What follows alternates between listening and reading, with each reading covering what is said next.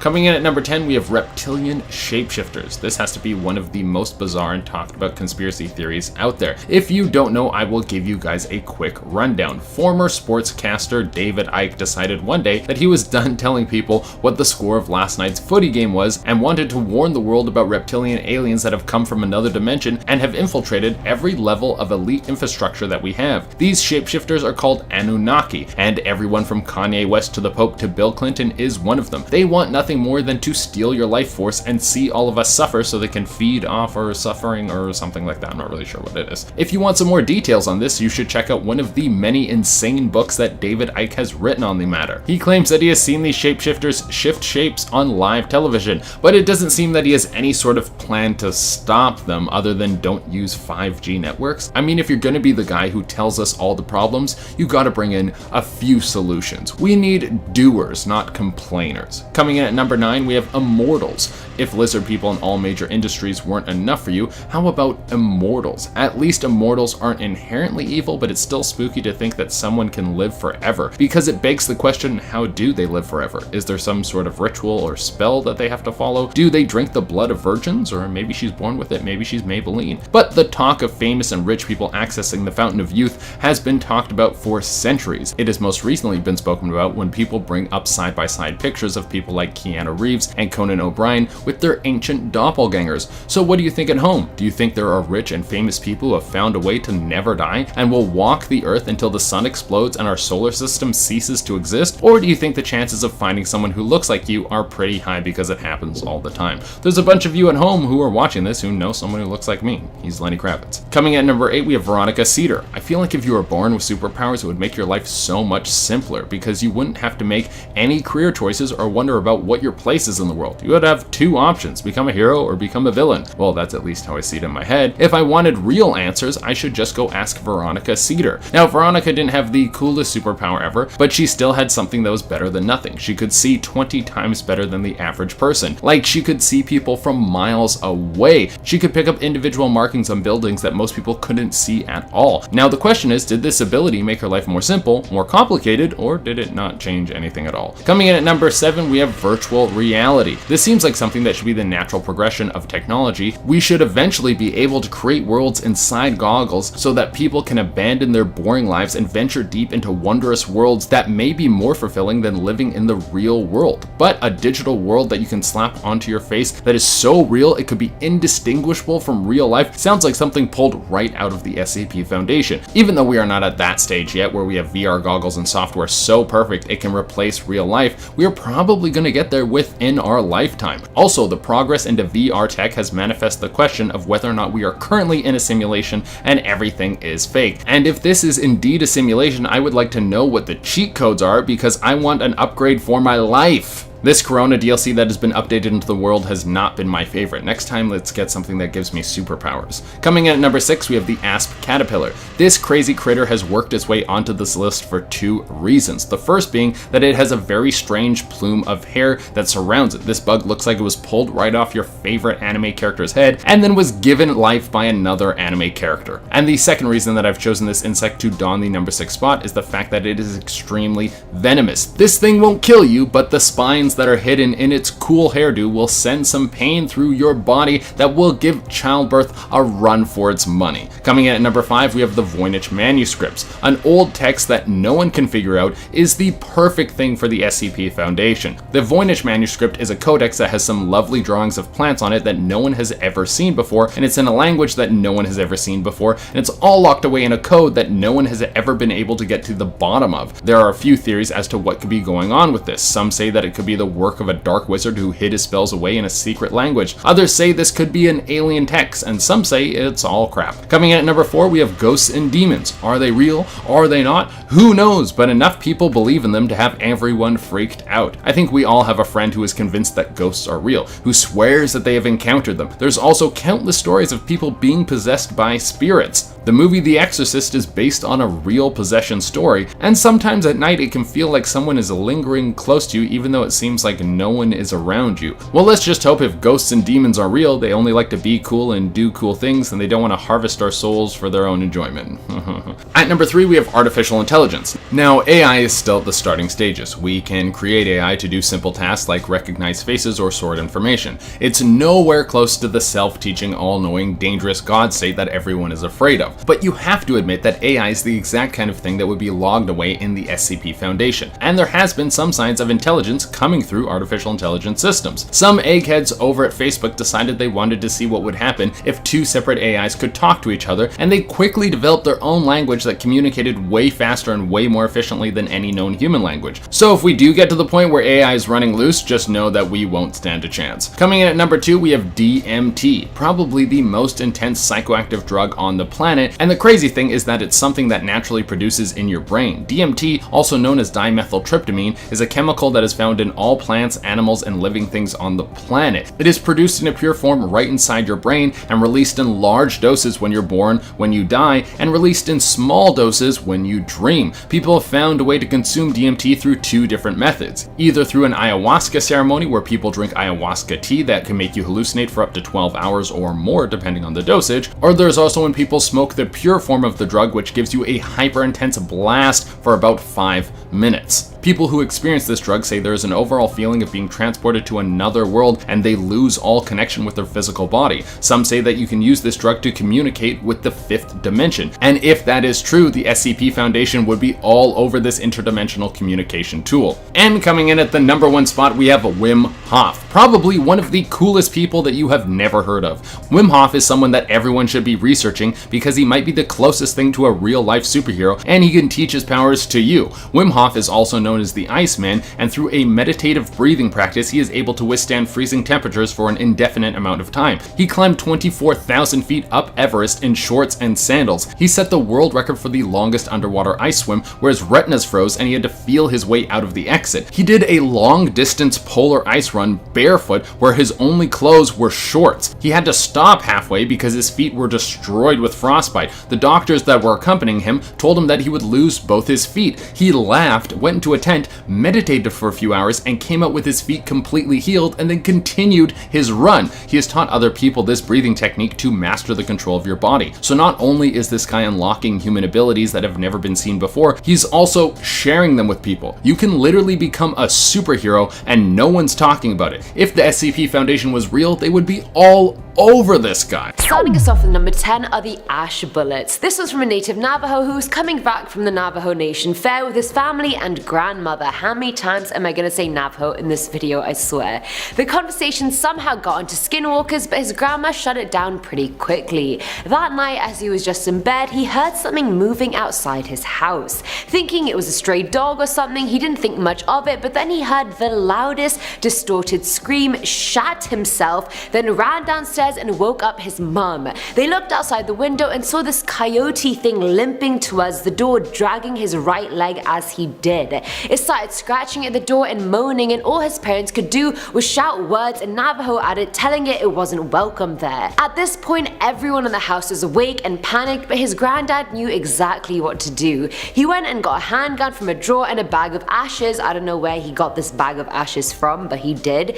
And he coated the bullets in it and loaded the gun. He went to the door shouting Navajo words and then opened the door and fired twice, but the thing escaped unscathed. His granddad turned around and said, "That's the fastest one I've ever seen." So he's a pro veteran at this, clearly. It was about 4 AM by the time everyone actually calmed down, and the family actually went to a medicine man the next day to be blessed against the skinwalker. Number 9. Demon Cat. Good old Demon Cat. Making its home in Washington, D.C., this fiendish feline is known to stalk the White House and the United States Capitol building. Supposedly in the 1800s, cats were brought to the Capitol building as a means of combating the rat problem. And while they couldn't get all the politicians, some legends claim that one cat remained stalking the basements. It can only be seen prior to elections and other tragedies in Washington, supposedly having been seen before the assassinations of JFK and Lincoln. Why has this kitty stuck itself in the minds of those who have seen it? Well, apparently when spotted, this cat actually grows grows to massive proportions, leaping at its viewer before just vanishing.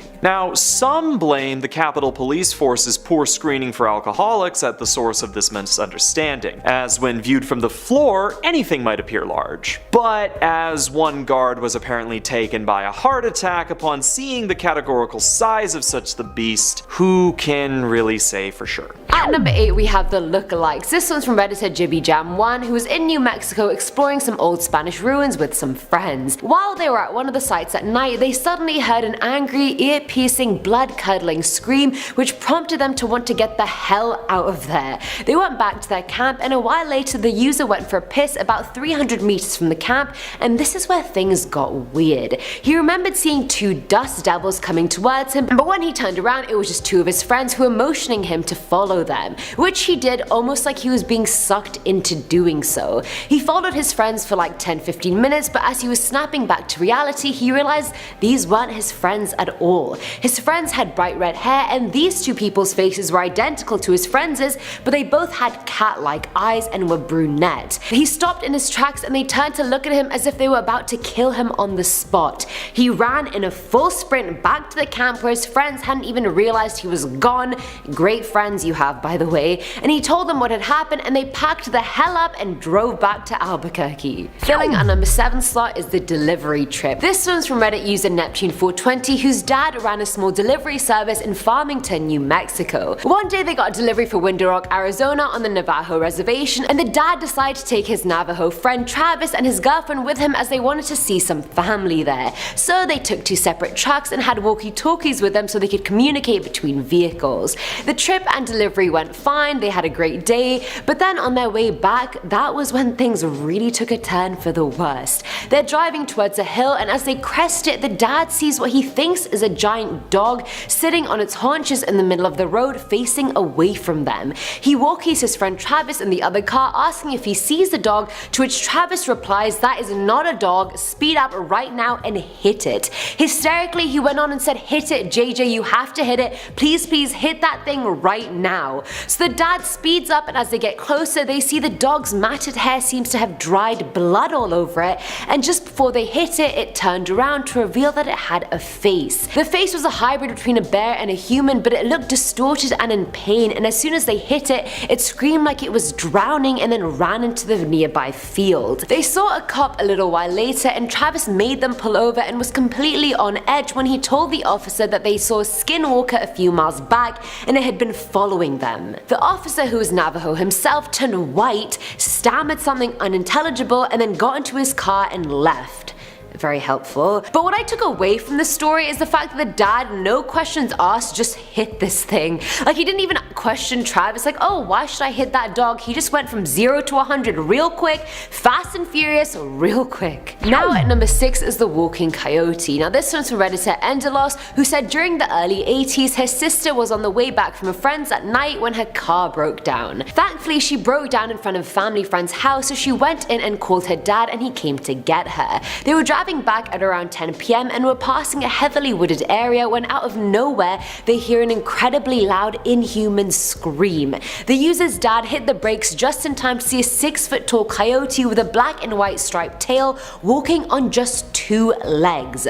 Thankfully I don't think the sister or dad were its true targets because it disappeared quite quickly after that, but then they heard the same scream again, only 10 times louder than the first time. This time the dad didn't brake, he accelerated out of that situation ASAP. Coming in at number 5 is the Running Man. This one's from Brent Swanset, and funnily enough it also took place near Window Rock, Arizona. He was driving on the highway at night when he saw what seemed to be a large coyote sitting in the middle of the road. He slowed down so he wouldn't hit it, unlike that other user's dad, and he found that the coyote wasn't scared of the car at all. It didn't even move a muscle when Brent honked at it, so he just decided to save himself the trouble and drive around it. As he drove away, his dad turned to him and went, "Would you look at that?" and he was referring to the coyote who was now chasing behind the car. The coyote then matched the speed of the car running right alongside it, and then out of nowhere the coyote becomes a naked running man. Still keeping pace with the car, mind you. The man started slapping the car while having the creepiest grin on his face. Like, I can just imagine that, and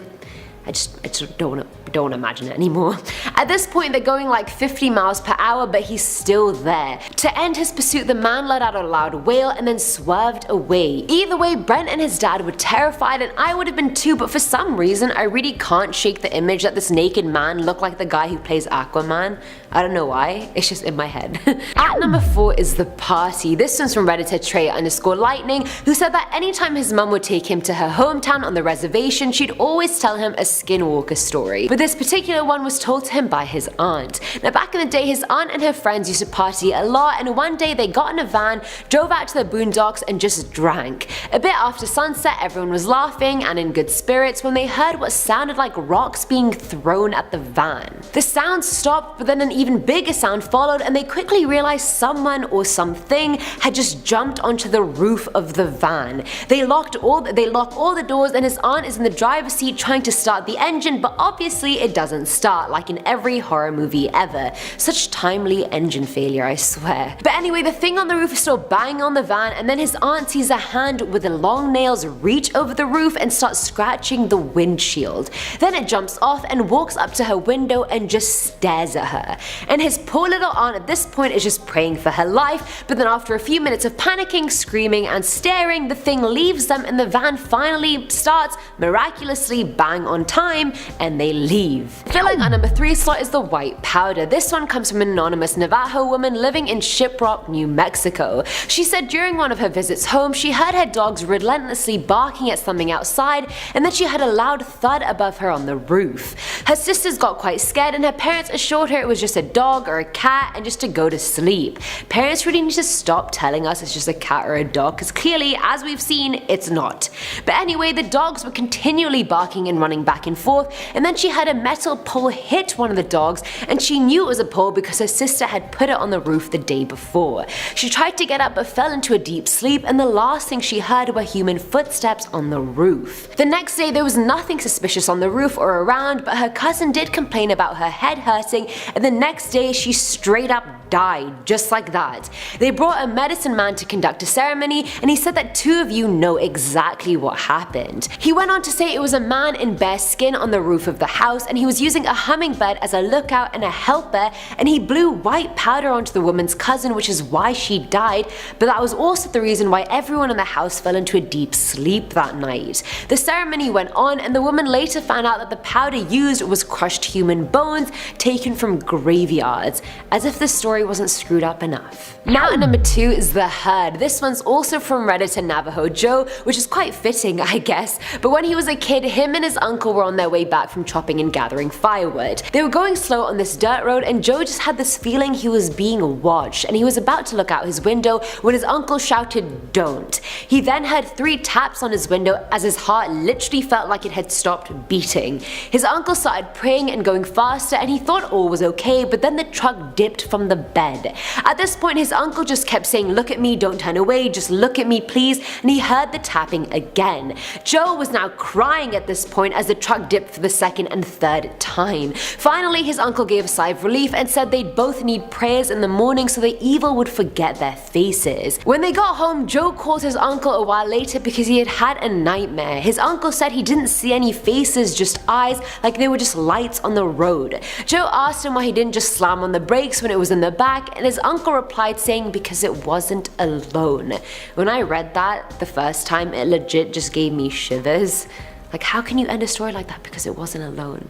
That's a great. And finally, at number 1 is The Thing. So this one again is from Joe, and he lived on the reservation when the story took place. He was home with his 2 brothers and dogs one night when they started making a lot of noise outside. People, you have to trust your dogs when they're barking at stuff outside. It's probably a skinwalker. In the middle of the night, Joe and his brother woke up because the barking started again. He went outside and saw that one of the dogs was just losing it near the truck. When he looked there was a really tall man there looking at the dog and then kicking it. When it looked up, it had a pure white face, a pure black smile, and red burning eyes. It came to him and towered over him, and all Joe could see was a deep red. Things are clearly not going well at this point. His brother finally came out of the house not knowing what was going on, and at this stage the thing's hands were inches away from Joe's head. From what he could recall, its skin was black and it smelled like a bloated dead animal, and he was just stood there unable to move or speak. The skinwalker let him be and went for his brother instead, said, which is what finally broke Joe out of this trance and made him really angry. He started baring his teeth at it and growling in a way he didn't even know he could do. He kept roaring at it while it smiled back at him, and his smile faded the angrier Joe got,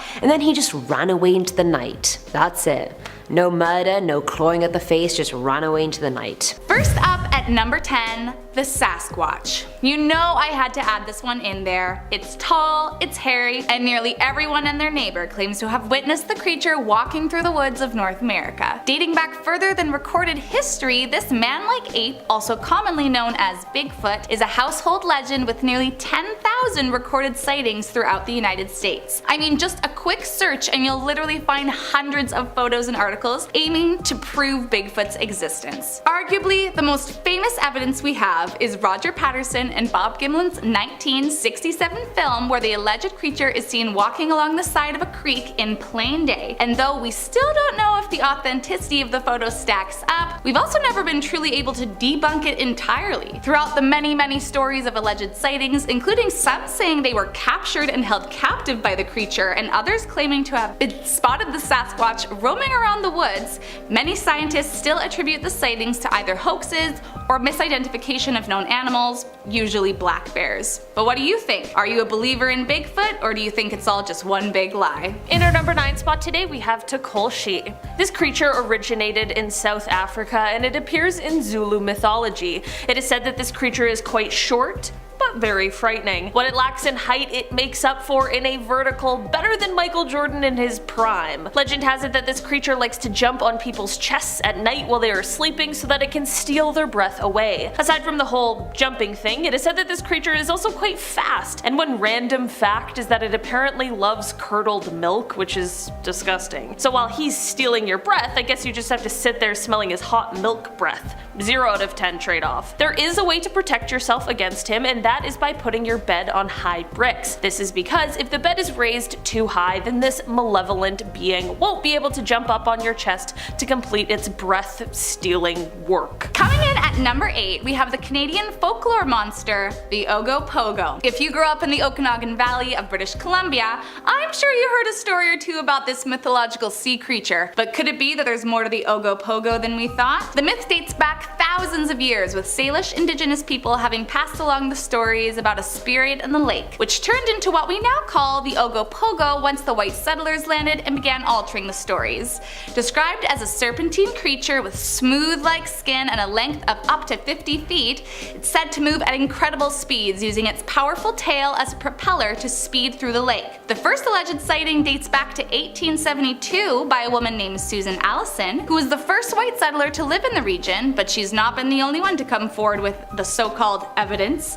In the 1980s, a tourist agency offered a cash reward for anyone with proof of the beast, and many flocked with pictures and videos trying to claim the reward. Then later in 2008, a photographer by the name of Sean Valoria captured several photos of something peculiar he saw in the water, which he described as having humps and measuring 18 to 20 feet long. After inspection by many local experts, they did confirm that it didn't look anything like a known animal in the lake, which definitely raised a few eyebrows. Although there wasn't enough evidence to confirm the existence of the Ogo Pogos, from Sean's photo, the fact that there have been hundreds of people over the years coming forward with evidence to prove the legend speaks for itself. I mean, is it really out there? Well, no one's been able to provide enough hard proof. That doesn't mean the BC locals will stop trying anytime soon. In our number 7 spot today we have the Banshee. The Banshee is Ireland's most well-known dark spirit that roams around the countryside wailing when death is near. The good news about this one is that she does not cause death, but rather her presence is said to foreshadow the arrival of death. She often appears as a woman with long flowing hair wearing a green dress with a grey cloak over top and with eyes that are red for her continuous weeping. There are some, however, who have said she appears as an old woman with dirty, rotting teeth and long fingernails. There is not just one Banshee, however, so it makes sense that there are different appearances. Not all Banshees are evil or hate-filled. There are some who just have strong ties to their family and a desire to continue looking over them. The evil ones, however, are wailing as a form of celebration that the death is about to come. It is said that the wailing of a Banshee may only be able to be heard by the person for whom it is intended, needed. So if you hear this call, I truly hope that you have one of the good ones. Next up at our number 6 spot is the Bunyip. With origins from indigenous Australian folklore dating back to 1812, this monster is said to lurk in the swamps and lagoons while waiting for its human prey to pass so it can pounce. The name Bunyip roughly translates to the devil or evil spirit and was certainly viewed as such by locals of the time. These terrifying monsters are most often described as being seal-like and measuring 4 to 6 feet long with a shaggy dark coat and possessing a loud roar that's heard before their vicious attack. In the early 1800s, an English convict, William Buckley, escaped a penal colony and found himself living with the local indigenous people, for which he later wrote a biography detailing his life. In 1852, Buckley wrote that he saw the Bunyip while living among the Aboriginal people, and according to his account, the Bunyip was an extraordinary amphibious animal with grey feathers covering its back and devoured a woman from his community. As legend states, they apparently preferred women for their prey. Throughout the 1800s, many discovered unusual bones and fossils at the site of swamps and lagoons, only piquing curiosity of this tale further. Then in 1846, one particular obscure skull was put on display at the Australian Museum for 2 days, at which time hundreds of alleged Bunyip sightings came out of the woodworks, including a group of men who claimed to have seen a stranger disappear while they were on a boat only a yard away from them. So what do you say? Are you feeling brave enough to test out the swamps of Australia to find out for yourself? In our number 5 spot today, we have La Llorona. The weeping woman is actually named Maria, and she is from Mexico. She has long black hair and is known for her greedy heart. When she was alive, the man she loved would not love her back, and the legend says that because of this, she did some very horrible things. Realizing the terrible things she did in her fit of rage, she ended up throwing herself into the ocean. After her passing, because of her sins, heaven would not allow her in, and instead she was condemned to wander the world in eternal grief. When people see her, she is usually walking, wearing all white and soaking wet. Legend says that sometimes she snatches people up as she mistakes them for her own children. It is said that she can be summoned by going into the bathroom, turning all of the lights out, and splashing water on the mirror before you say her name 3 times. Try it if you dare. Coming in at number 4, the Kraken. The subject of many a superstitious sailor, this creature originated from Scandinavian folklore and is depicted as an aggressive, cephalopod-like creature capable of destroying entire ships and dragging sailors to their doom. Legends say the creature could devour a whole ship and its crew in its entirety, and if that didn't work, it would swim round the ship in circles to create a whirlpool, sucking the ship down into the deep, dark depths of the sea. Though it seems like a death sentence, many sailors would take the risk and approach the beast, as it said huge schools of fish would surround the creature, and I guess they wanted to take their chances. In 18th century, scientists linked this myth to reality by including the Kraken among the cephalopod mollusks in the first edition of Systema Naturae, and it would only be further linked to reality when in 1853 a giant cephalopod was found stranded on a Norwegian beach. After 150 years of research into giant squids and octopi, it's still unclear whether the legend of the Kraken, as is told, was entirely true, but we know for certain that giant squids swim among us every day. And I mean, what do we really know about what lies deep, deep down in the depths of the ocean? In our number 3 spot today, we have the Papo Bawa. This evil creature is found stalking the Tanzanian island of Pemba and is one of those creepy beings that has the ability to shapeshift. Sometimes seen as a bat and sometimes seen in human form, the creature prefers to come out at night and anyone is a target, although it definitely prefers men. The legend of the Papo Bawa has had people on the island scared since the origins of the story, especially a few years ago when there was actually a real-life string of attacks on men in the area which were being tied to this demon. The important part of this one is that those who encounter the evil creature must tell others and spread the word. If they fail to do this, the Papo Bawa will continue to attack, and we all know that that is just not good. During times when people are worried about being attacked by this creature, many people can be seen sitting outside of their homes at night, often huddled around an open fire with their friends and family, as when people are in their homes sleeping is when the creature most likes to attack. In the number number 2 spot, we have the truly terrifying Chupacabra. Derived mainly from Puerto Rico and Mexico, the Chupacabra literally translates to goat sucker. This mythical legend is reported to attack and drink the blood of livestock. Oddly, it seems like no one can land on a unifying description, with many in Puerto Rico saying it resembles a more reptilian-like creature the size of a small bear with prominent spines from head to tail. Others alleged sightings from the southwest United States have depicted it as more dog-like. The legend began back in 1975 when a small Puerto Rican town by the name of Moca experienced a devastating loss of their town livestock, finding them drained of their blood by several small circular incisions. Originally, the town suspected the horrors to be linked to a satanic cult, but a few years later in 1995, another 8 sheep were found to have the same fate. To make matters worse, a few months later, a woman named Madeline Tolentino claims to have witnessed the creature, where it would later be found that another 150 farm animals and pets were reportedly killed, with these animals dropping left, right, and center. It's no wonder locals started suspecting the culprit to be the legendary Chupacabra. But what say you? A satanic cult or the work of a blood-sucking creature? In our number 1 spot today, we have La Siguapa. The legend of the Siguapa comes from the Dominican Republic, and it is a group of small feral women who inhabit the mountainous areas. They wait in the shadows, lurking around, waiting to capture lonely men. They have extremely long hair that covers their small, thin bodies, and they also have dark blue skin and backwards feet. They are nocturnal creatures, and because of their feet, it is hard to track exactly which way they are going, if tracking their footprints. Not only do they capture the men in order to take their lives, but it is also said that if you look one in the eye, you'll be bewitched. Legend says that the only way to defeat one of these creatures is to capture them by tracking them at night, during a full moon, and with a black and white dog with an extra toe. That is definitely one of the most specific things I've ever heard, but that is what the legend says, and I'm not trying to take any kind of chances here. Number 10. Mothman. So the Mothman is this big old flying dude with wings and red eyes. Floats around and you know what? Boo! Mothman sucks. Look, okay, I grew up in the area where this cryptid is supposedly like haunted, and you know what? Yeah, I did see him. You know, big old spooky red eyes flying around doing whatever. Oh no, he was near a bridge when it collapsed. He precipitated disaster. The only thing that actually happened to me when I saw him was this: my house flooded, I failed on my final test, and my girlfriend broke up with me. I mean, who even cares, right? God, Mothman is such a loser. Oh, I'm a big scary moth. Look at me. Oh, I'm mothing it up. No, I'm not bitter. Shut up. Coming in at number 9 is The Chase. So this was from a cop called J.G. Buckland, and he recalled how he was once working the night shift at a hotel in New Mexico. He was patrolling the hotel in his car when he decided to take a nap, just what I like to hear from the cop. A bit after 2 AM, something hit the bottom of his car so hard it actually swayed. Mind you, this was a 1978 Thunderbird, so it was a big, heavy car. I mean, it's not easy to make it move. J.G. woke up and drove forward and saw there was a dog sort of thing sitting where his car had been, but as he started looking at it, he felt like he was drowning in this dark energy and that this thing was just pure evil. The face of the dog had human features, mostly the eyes, but it didn't have a snout nose. That bit also looked more human, and it wasn't black tipped like a dog's nose. Size wise, it was slightly bigger than an adult German Shepherd, which are pretty big in and of itself.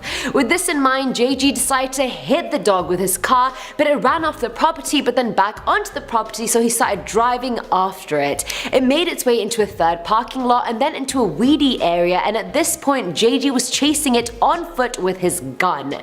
It came up and threw him aside like he was made of air and then ran away. This thing ran into the weedy area on 4 legs and exited on 2, so the dog was now a nude man that was screaming as it left, and after that encounter, JG had such bad luck, health problems, etc. after this, so he actually went to a shaman to get cleansed from this experience.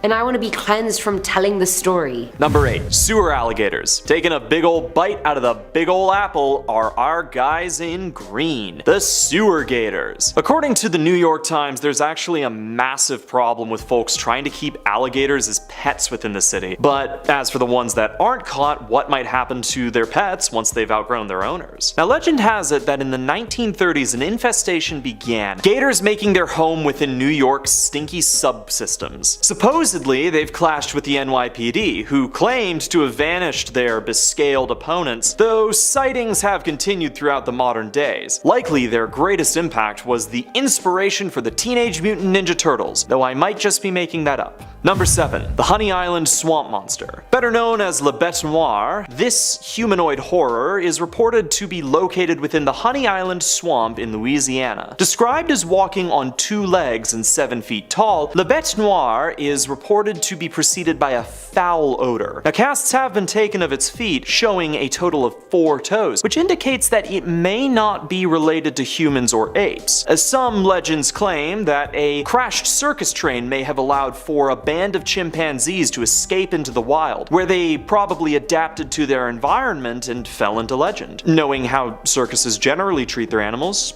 good for them. Number 6. Lava bear. Discovered in the area surrounding south central Oregon, the lava bears are a group of extremely small bears that have been observed emerging from the lava beds common to the area. Several hunters have claimed to have caught these ferocious beasts, which initially appeared to be bear cubs but were in fact fully grown adults. Once news of this made rounds, the hunt for the bears was on, and in 1923, one was caught by a US Forest Service trapper by the name of Alfred Andrews. Andrews was offered a reward for the bear's body, but turned it down in favor of parading it around the country, making quite a chunk of change on the side, until his partner stole the bear and vanished. Several other bears have been captured, and in 1924, one of the local high schools decided that its mascot would become the lava bear. It is also still their mascot. Seriously. Number 5. The black dog.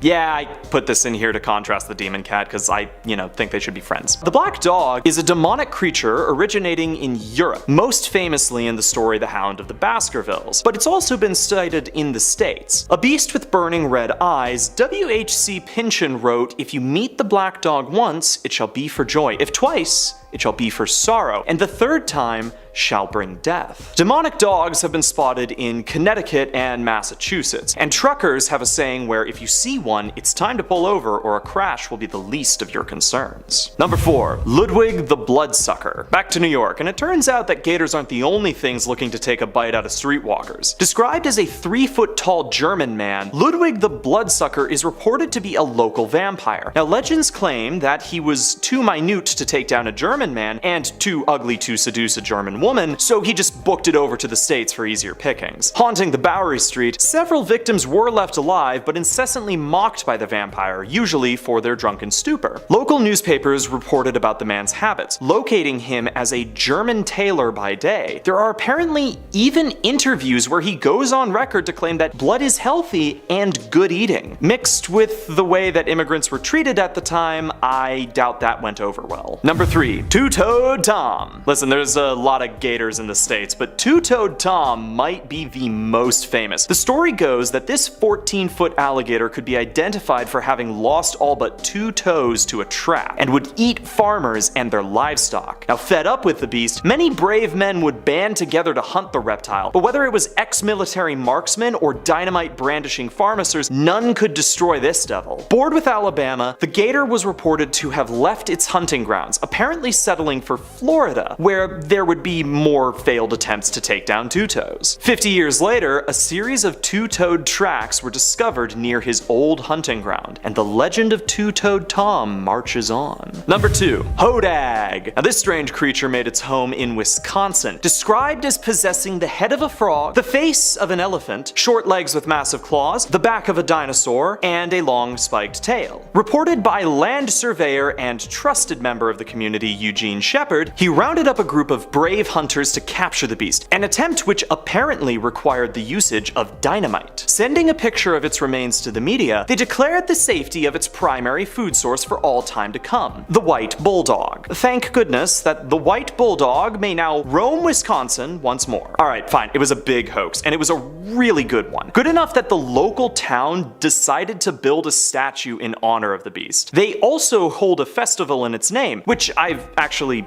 been to. But the effort that went into this hoax was actually quite extensive, and when Shepard had claimed to capture the creature, he even displayed it using a puppet show, piloting a wooden facsimile of the beast. Number 1. The Jersey Devil. Here's a real classic, the Jersey Devil, known for living in Jersey.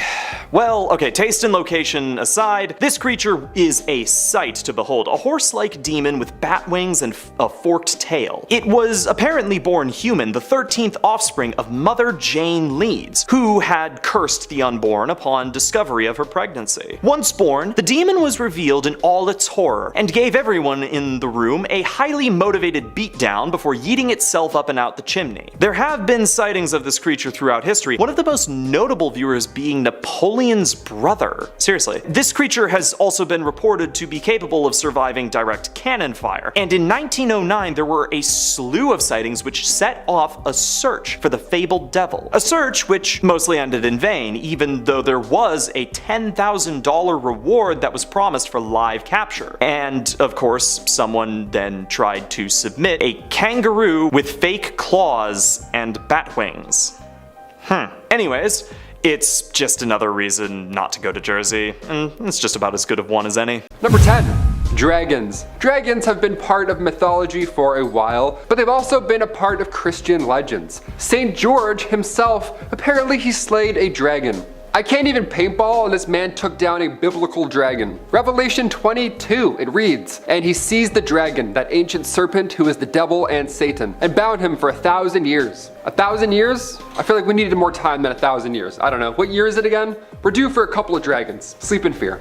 Coming in at number 9, the blue Glaucus. Often described as a tiny little water dragon, the blue Glaucus is actually a nudibranch. The bright blue side that is often shown in photos is actually their belly side. They tend to float on their backs as the blue side camouflages them within the water and protects them from sky predators like birds and such. But what is truly nuts about these tiny 1-inch creatures is their ability to sting, and sting hard. They essentially swallow and store the stinging cells from siphonophores, another creature we will get to later on, and then these stinging cells remain in the blue Glaucus, concentrating over time. When the time comes and they feel threatened, it will release these stinging cells, delivering an incredibly potent sting that can cause its victim to experience a slew of painful and uncomfortable symptoms. So it's not that they are poisonous or venomous themselves necessarily. Technically, they can just store poison and then shoot it out when the time is right, which I say is probably even more terrifying. Number 8.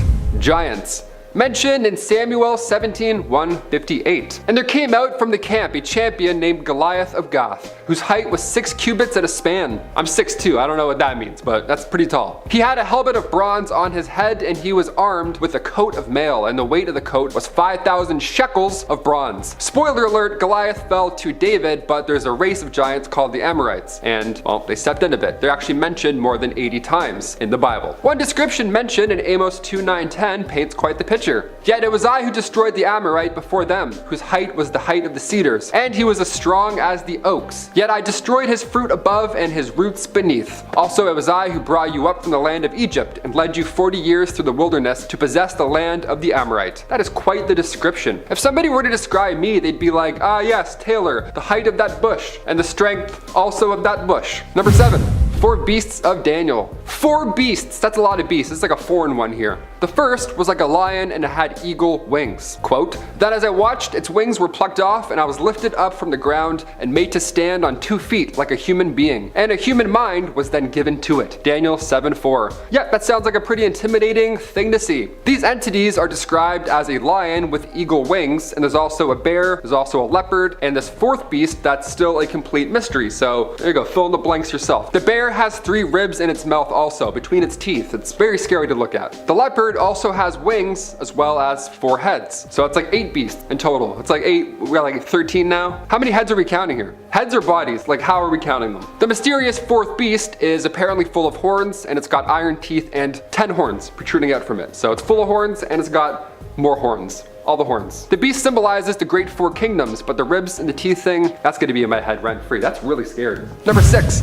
The Nephilim. The Nephilim are demigods. They were described, of course, as being gigantic in size, and in Genesis 6:1-4, they're mentioned as such. When people began to multiply on the face of the ground, and daughters were born to them, the sons of God saw that they were fair, and they took wives for themselves of all that they had chose. Then the Lord said, My spirit shall not abide in immortals forever, for they are flesh. Their days shall be 120 years. Again, awfully high, maybe 80s, that's okay with me. 120, I don't want to limp to my death. The Nephilim were on the earth in those days, and also afterwards, when the sons of God went into the daughters of humans, who bore children to them. So these sons of God, these fallen ones, many believe are not the greatest. They're fallen sons like Lucifer, that kind of thing, you know what I mean? Number 1333, there's a passage that says, And there we saw the Nephilim, and we seemed to ourselves like grasshoppers, and so we seemed to them. Yeah, giants, we're grasshoppers, with Lucifer in the picture, no thanks. I've never felt smaller, if I'm being honest, or scared. Number 5.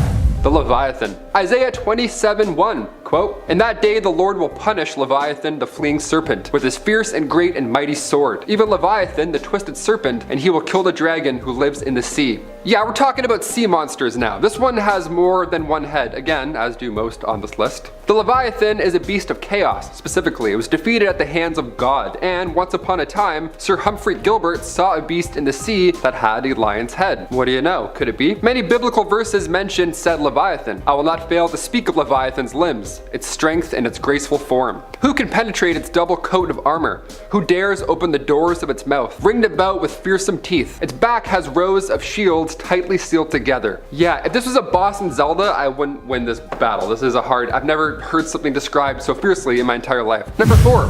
The first beast. Welcome. Told you we'd do it. Number 4. You won't believe it. Let's do it. We talked about the second beast, so, you know, in Quentin Tarantino fashion, we gotta do the first one afterwards, get you caught up. The first one, literally, the first beast, is referred to in Revelation 13:1-2. And I stood upon the sands of the sea, and I saw a beast rise out of the sea, having 7 heads and 10 horns, and upon his horns 10 crowns, and upon his heads the name of blasphemy. And the beast which I saw was like unto a leopard, and his feet were as the feet of a bear, and his mouth as the mouth of a lion. And the dragon gave him his power, and his seat, and great authority. There's actually 2 of these monsters. This one has 7 heads and 10 horns. This beast was once a great king, but before it could rule, it was cast into perdition. There's many who believe that this first beast is a literal antichrist. Number 3. Vampires. Remember when Edward said to Bella in the woods, "Say it." And then she's like, "Vampire." That and Robin Williams' Jack, both really emotional on the soul. Well, it turns out vampires were real. Vampires were mentioned in around 50 verses from the Bible. Now, of course, this is an ongoing argument because, well, obviously we want to know if they're real, but the verse goes as such. There are those whose teeth are swords, whose fangs are knives, and they're to devour the poor from the earth, the needy from among mankind. Now, many believe, of course, it's not actual capes floating and turning into a bat vampire, and rather just the wealth of the people that's being devoured, you know. But I don't know, sea monsters, locusts, multiple heads with multiple horns, I don't know. It sounds like vampires would be the least of our concerns. Number 2. Plagues. We grew up studying medieval plagues, but did we ever imagine that we'd live through one like we did the past few years? Who could have predicted any of that? Why, the Bible. Of course, it was there all along. That's why we're here, right? Does it hold any clues to our impending doom? Has it been right before? Revelation 6 and Matthew 24 both foresee this pandemic hitting before the return of one Jesus Christ. So, I don't know. Maybe there's a silver lining. And he's got an excellent beard. He's due to arrive any minute now. And finally, number 1. Locusts. We saw these in 2016, just floating about. God, that was terrifying. This is Revelation 9:3-10. The Bible is home to some strange events, otherwise, you know, terrifying. And then from the smoke came locusts on the earth, and they were given power like the power of scorpions of the earth. They were allowed to torment them for 5 months, but not to kill them. And their torment was like the torment of a scorpion when it stings someone. In appearance, the locusts were like horses prepared for battle. On their heads were what looked like crowns of gold, and their faces were like human faces.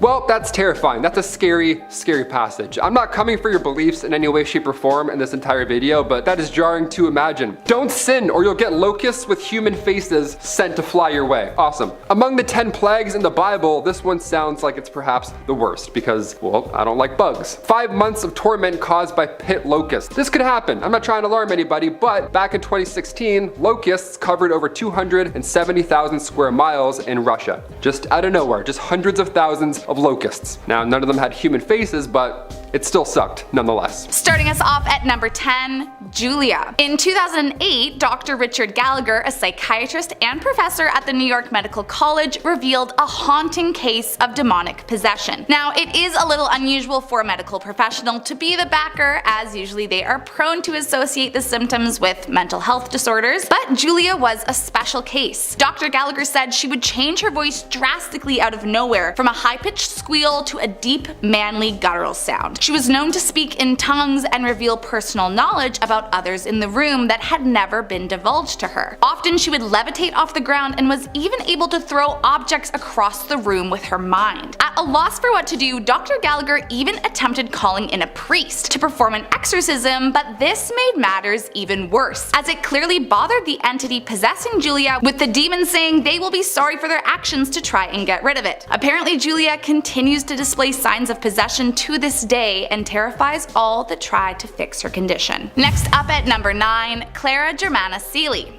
In 1906, a South African girl began terrifying her family after one fateful night when she was allegedly possessed by a demonic entity. Now, no one knows just what happened that night, but the next day she began to exhibit superhuman strength and throwing nuns around the room with a simple flick of her wrist, while making inhuman noises. Clara would speak in languages she was not known to have any knowledge of, and after a 2-day exorcism where she floated several feet in the air and attempted to strangle the priest, she was finally freed from the demon. Let's just hope that the demon died and didn't get passed along to anyone else. Next up at number 8, Sleepless Nights. The year was 2011, the time was 3 AM, and this Reddit user was lying in bed when out of nowhere they lost complete control of their limbs. They could speak, they could see, but their body was being jerked around all over the place. They said their feet and fingers were tapping, shoulders couldn't stop shrugging, and when they asked into the empty room if anyone was there, their right hand raised into the air and gave a thumbs up. With no control to stop it, they just laid there hoping and praying the demon would leave their body. And luckily for whoever this was, by morning whatever had possessed them seemed to be gone for good. Let's just hope that whatever it was doesn't come back with a vengeance. Coming in at number 7, Sleep Talker. While some seem to have chalked up this haunting encounter to sleep talking, Reddit user Adventure Time believes he was possessed and has no recollection. He says his girlfriend told him she awoke just before 3 AM because he wouldn't stop picking up his head to look out the window. When she asked him what was wrong, all he said was to go back to sleep. He was speaking in a strange voice unlike his own, and when she asked him things like when was his birthday or his parents' names, he couldn't answer. His girlfriend asked if he was going to hurt her, to which he replied no, but when asked if he would protect her, he stayed silent, creeping her out even further. She detailed that her boyfriend kept repeating that all would be done at 3 AM, and just as promised, as soon as the clock struck 3, he went right to sleep with no memory of the haunting event, but truly terrified that whatever it was that possessed him that night might just return, and this time might not be so kind. Coming in at number 6, the Green Aura Man. Have you ever experienced sleep paralysis? It's this awful phenomenon where essentially you are fully awake and conscious but unable to move or speak. And if that wasn't bad enough, some experience what has been coined as a sleep paralysis demon. And one Reddit user claims that she was possessed by one of those very entities. At 3 AM, the demon with a green aura smiled at her, and then suddenly she began to feel very angry. The anger lasted days, and she began to feel violent towards her boyfriend. When she went to tell her boyfriend she needed help, she heard the spirit speak to her saying, "You wanted to see me, so here I am. Look at me." She apparently sought out the help from her grandmother, but nothing else about her is known. Was she able to free herself from the demon, or does she remain trapped and possessed to this day? Coming in at number 5, a real-life Annabelle. Like something out of a horror movie, this husband and wife paranormal investigation team claims that they have a Raggedy Ann doll that is possessed. Their wild claim came after video surveillance footage from 3 in the morning showed the doll moving out of its display cabinet and flipping over a Ouija board. Lee and Lindsay run a museum of haunted objects from their home, and while there, Lindsay has felt things grab her by the neck and even witnessed objects flying across the room. The doll, which they acquired in 2019, 2019 is an identical copy of the notorious Annabelle doll from the 1970s that's inspired the Conjuring series, and they believe their doll to be possessed, just as that one is believed to be. According to the couple, after they received the doll, they were in a nearly fatal car crash, and on a separate occasion, Lindsay was hospitalized for nearly a week with doctors having no clue what was wrong with her. Sounds to me like they have a demon living in their house, so let's just hope they can get rid of it before it's too late. Coming in at number 4, the Perron family. This family was actually the inspiration for the Conjuring series, but sadly their fate is much darker than the films. Just like any good horror movie, it all started with a beautiful, too good to be true house. After only a few nights there, the mother, Carolyn, began seeing the ghost of a woman who had taken her own life in the house and became very afraid. The family decided to enlist the help of paranormal investigators who came to perform a seance, but unfortunately things took a turn when they uncovered the dark history of their home. Previously it was owned by a witch who sacrificed her firstborn to Satan and then took her own life to complete the ritual, and then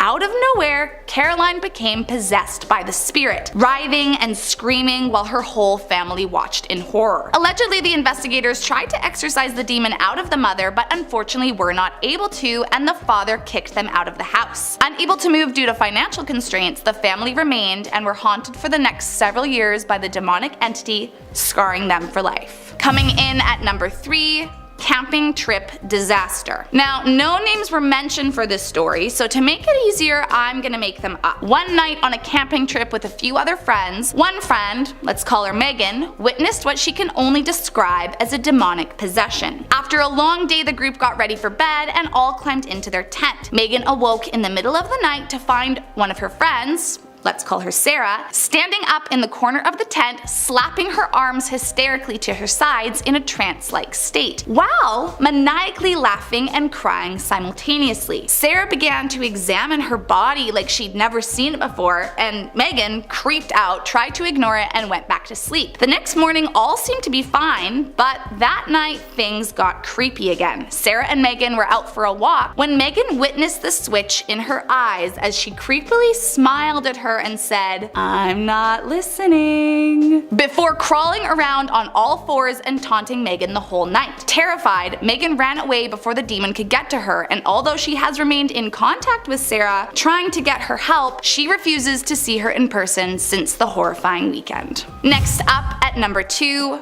Robbie Manheim. Robbie Manheim was actually the real-life inspiration for The Exorcist. In the 1930s, when Robbie was just 13 years old, he decided he wanted to contact his deceased aunt. Now, he made 2 very bad decisions. 1, he did so in the middle of the night, and 2, he used a Ouija board. Now, not long after his 3 a.m. seance, strange things started happening to Robbie. Furniture would dart across the house, religious art on the walls would vibrate or fall when he walked by, and classmates even reported his desk flying across the room. Priests eventually agreed to perform an exorcism on the boy, but the demon was not so keen to leave. Allegedly, he attacked the priests with superhuman strength when they tried to free him of the spirit, but thankfully the priests won this one and the demon was expelled. So, moral of the story is, stop messing around with Ouija boards, especially if it's the middle of the night. You might not be as lucky as Robbie. And last up, in our number 1 spot, Michael Taylor. Back in 1974, a beloved family man without any previous criminal history seemed to suddenly change overnight into a different person. After the fateful night, he was all of a sudden flirting with a woman at his church, and after she turned him down, he became extraordinarily violent. It was so out of character for Michael that the church decided to exorcise him, believing that he was possessed. They strapped him down and allegedly exorcised a whopping 40 demons from his body, but it would turn out that that wasn't enough, as still 3 demons remained inside him. That night, Michael brutally killed and dismembered his wife and dog, and upon being arrested, told the police he was possessed by a force compelling him to destroy everything living within his house. He was sent to a psychiatric facility, but it seems like those last 3 demons remained attached to the man for the rest of his life. Number 10, NASA hacked.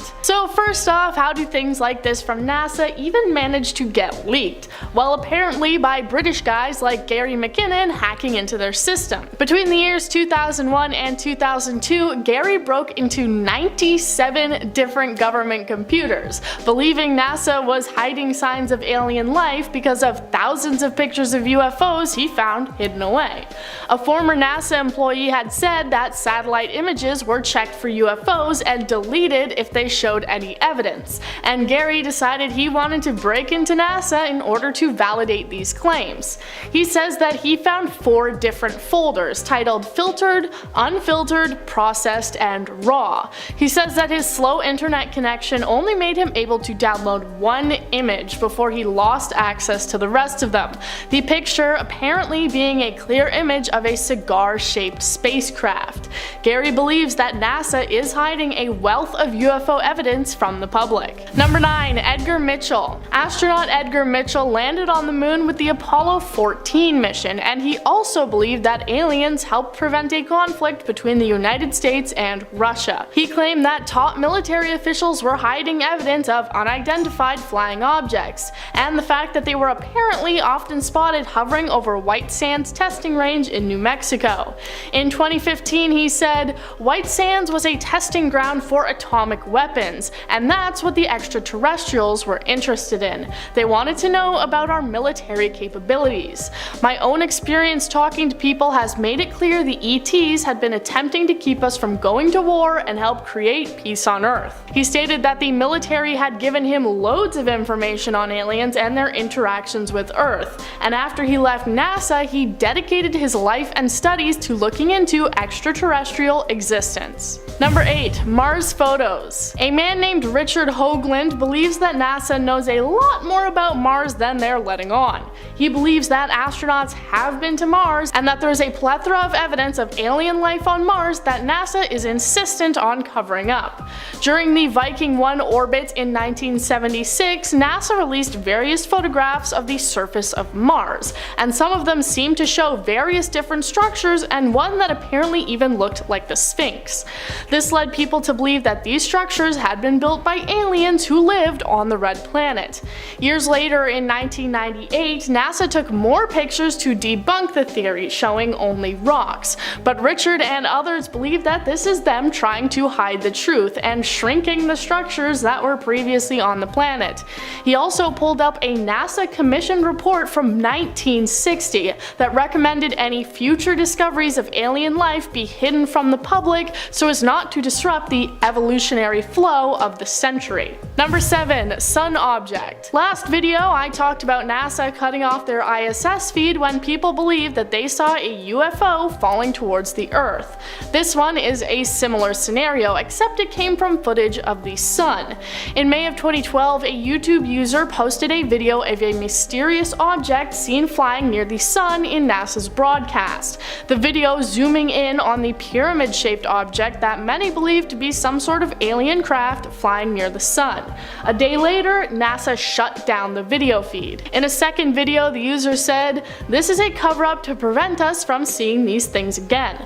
NASA must have seen this video and started making plans to change the way you and I are allowed to view it. NASA are clearly trying to stop us looking at the sun." Alien deniers may say that this is just some sort of camera glitch or sun flare, but I think we all know the truth. People telling you not to look at the sun is actually just propaganda so we don't see the aliens. And I'm just gonna say quickly for legal reasons that I do not actually condone staring into the sun. Number 6. The Cube. This also isn't the only case of NASA cutting off the sun livestream after suspicious activity. It happened just this year in May as well. On May 2nd at around 1 in the afternoon, a large black cube appeared to come out of the sun, visible for about 2 seconds. A glitch then appeared on the live stream covering a large part of it, and after it clears, the cube is gone. An expert posted this to YouTube going over the footage and claims that this is evidence of some sort of alien spaceship coming out of the sun. Perhaps they have a secret alien base in there. Also, I say expert because he is a self-proclaimed extraterrestrial expert, and honestly, I'm gonna start calling myself that as well. You guys are watching a video from an expert now, people. Most people in the comments claim that this was just some sort of square-shaped solar flare, while another even claimed it was the manifestation of an angel gaining power from the sun. Number 5. Evidence scale. This one is not so much leaked, but was instead part of an announcement that that NASA was going to become more serious about trying to discover life on other planets. They announced that they are going to have a scale to measure extraterrestrial evidence so that it's not as black and white as life or no life. Proposed by NASA Chief Scientist Jim Green, the scale includes 7 different levels, which ranks evidence of life based on their environment and the opinions of the scientific community at large. The highest levels on the scale are of course level 6, verifying signs of life with several different instruments, and level 7, and on different locations on the world.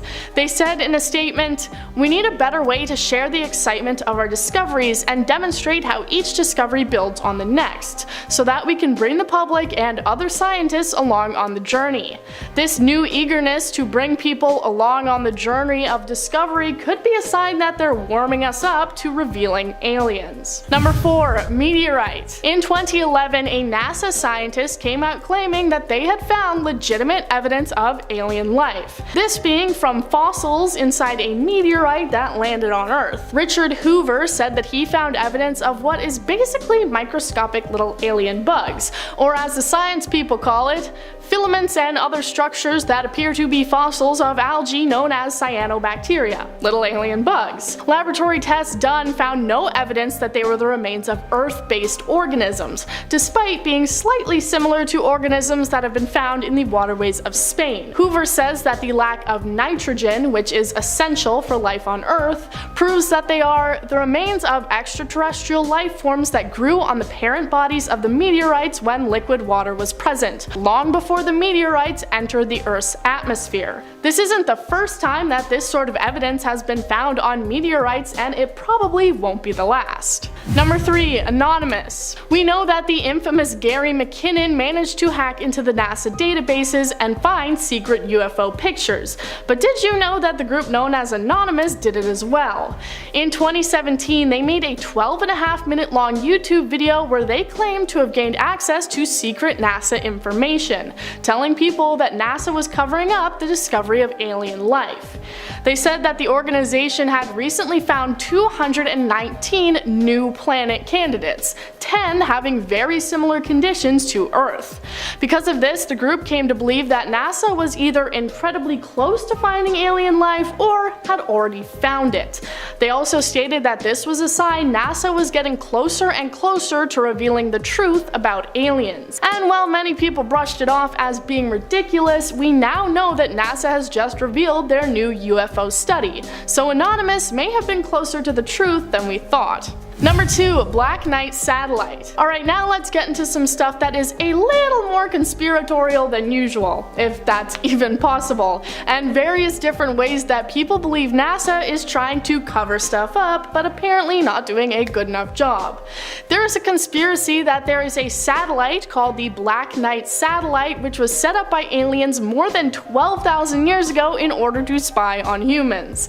Photos from the first shuttle trip to the International Space Station in 1998 appeared to show a large black object hovering over Earth, and people believed it was the first photographic evidence of the Black Knight satellite. All previous evidence from years before were just things like radio signals. They also believed that back in the early 1900s, Nikola Tesla actually picked up signals from the Black Knight. Whether or not you actually believe in the existence of the satellite spying on us apparently doesn't matter anymore, as it was reportedly shot down by the Illuminati in 2017. Number 1. Hollow Earth. Alright, this one's not so much about aliens, but trust me on this, I am a self-proclaimed extraterrestrial expert, okay? In 2016, one YouTube user suggested that NASA was trying to cover up the existence of something at the North and South poles. Old satellite images of Earth from space appear to apparently show some sort of a massive hole at each end of the Earth, what they claim to be an entrance. If you're not sold on the flat Earth theory, then let me introduce you to Hollow Earth. As its name suggests, the truth is apparently that the inside of the Earth is hollow and actually contains inner Earth complete with its own sun. Explorers have apparently seen the inner Earth firsthand when flying over the North Pole. So this is just a cool, crazy conspiracy, and it doesn't actually really relate to aliens, but I just wanted to talk about it. So as an alien expert, I'm just gonna say that the inner Earth Earth is actually where all the aliens live and they control us from the inside. Starting us off at number 10, the immortal jellyfish. Yes, you heard that correctly. And no, it's not quite what you would expect. It turns out that if you want to live forever, all you need to do is be reincarnated as this specific species of jellyfish. But before you get too excited, while they never technically die, they don't continue aging either. Essentially, after the jellyfish has reproduced, they revert back to a polyp stage and repeat that cycle over and over and over and over again for eternity. To put it simply, they pretty much turn back into babies again. Like, actually, how is that possible? As far as scientists can tell, the only way for them to die is to literally be eaten or catch a deadly disease. But as long as they steer clear of those threats, they will quite literally live forever. Number 9,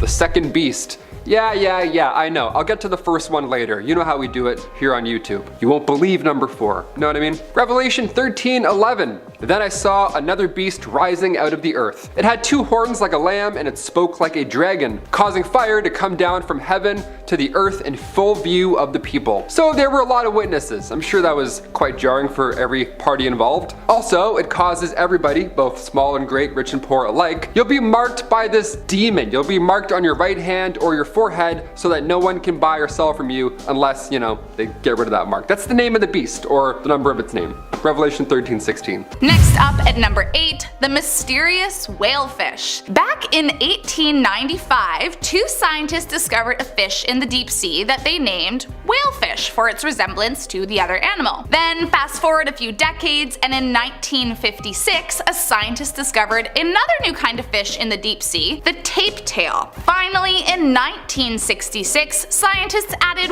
one more new fish to the list, named the big nose. But something wasn't adding up. No matter how hard they looked, they could only ever find juvenile tape tails, female whalefish, and male big noses. Where were all the others? Well, finally in 2003, they discovered something incredible, that they were actually all in the same family. But because they literally all looked so incredibly different, it never occurred to them upon each initial discovery. Sometimes nicknamed the shapeshifting fish, these strange creatures change so much from larva to adulthood that they are entirely unrecognizable and frankly should not be possible. Coming in at number 7, the mantis shrimp. These tiny little creatures look like something from a science fiction novel, and they certainly act like one too. Mantis shrimp, though not shrimp or mantis, are divided into 2 categories: smashers and spearers. Smashers have a crazy strong club appendage that can literally bludgeon their prey to death or break aquarium glass if they're in the mood, whereas spearers have a barbed tip, spiny appendage they will use to stab their prey. But their big claim to fame is that they are actually thought to have the most complex eyes in all of the animal kingdom. To give you a bit of context, humans have 3 types of photoreceptor cells in our eyes, and the mantis shrimp can possess anywhere from 12 to 16, meaning that they can essentially see colors that are literally not able to be perceived by other species. I mean, how insane is that? Next up at number 6,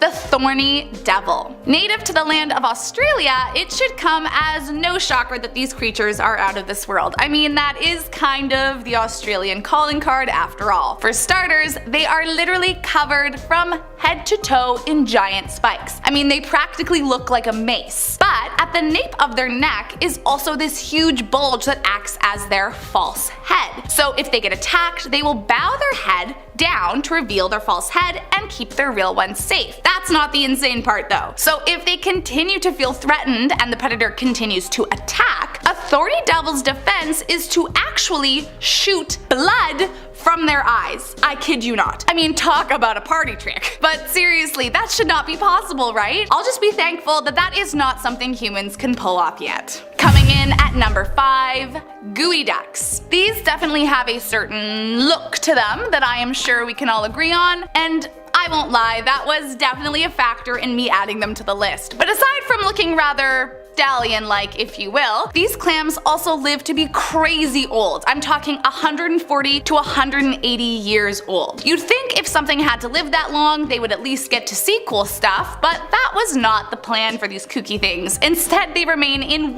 literally one spot their entire lives. Geoducks will ground themselves with a small foot and remain several feet below ground, eating plankton and pretty much minding their own business until they either die or are farmed. Next up at number 4, the platypus. Of course, I had to add this weirdo creature to the list. We know it, we love it, and we will be eternally confused by it. Scientists still have a really hard time figuring out how to categorize the platypus, although officially they have decided on mammal, which, I mean, we'll do, I guess. But truthfully, there is nothing else like it. It lays eggs like a chicken, but it still produces milk for its young. It has a bill, like a duck, that is loaded with sensors that can detect a worm's electrical field, but then it hits you with webbed feet and a beaver tail. Like, what are we supposed to do with that? Oh, and lest we forget, the venomous spurs on the rear ankles of the males. Honestly, it kind of reminds me of what a 4-year-old may have drawn their imaginary friend to look like, not an actual living, breathing animal on planet Earth. But hey, the Earth is full of things that don't make sense, so what's another thing on the list? Coming in at number 3,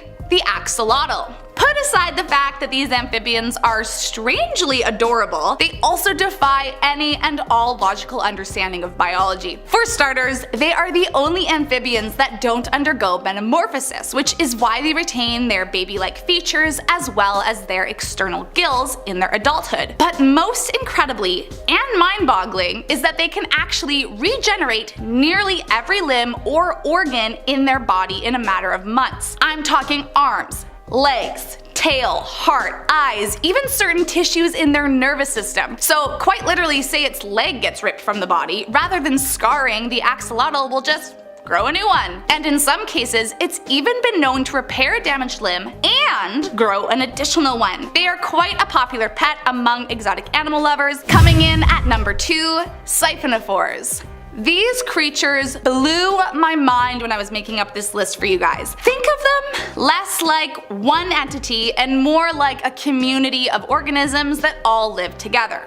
Essentially, a bunch of different multicellular units, each with specialized functions, but each with their own nervous system, joined together to create a colony that can reproduce, digest, float, and move. They live in the deep sea, and so far there are 175 known species. And if the whole suburban cul-de-sac organism entity thing isn't cool enough for you, they are also bioluminescent, so they literally glow. Not only that, but they are one of only 2 known life forms in the entire world that are known to produce a red light, as most produce blue or green. And coming in at number 1, the floppy snake. Similarly to the geoduck, the floppy snake has a very distinct appearance, having been dubbed by some on the internet as a manaconda. Although it's called a snake, it's not really a snake, but an amphibian with rings like an earthworm. But what is truly impossible to understand about this creature is that it has